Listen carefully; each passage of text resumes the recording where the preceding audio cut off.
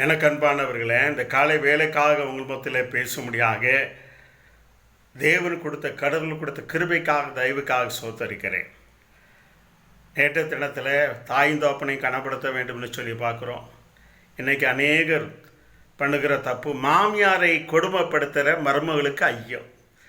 தேவ பிள்ளைகளை அநேக வீட்டில் என் மருமக என்னை கொடுமைப்படுத்துகிற ஐயா, ஒரு நேரம் சாப்பாடு கூட தரமாட்டேக்கா என்று சொல்லி, ஒரு நல்ல பண்டங்கள் எனக்கு தரமாட்டேக்கா என்று சொல்லி அநேகர் தேவ பிள்ளைகளை அடிக்கிறது, மிதிக்கிறது.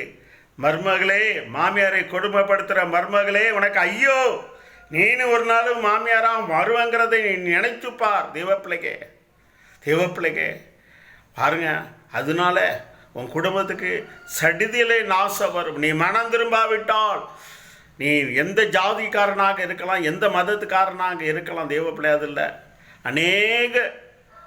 அநேகர் சொல்லுகிற காரியம், என் மருமக என்னை கொடுமைப்படுத்துகிறாயா.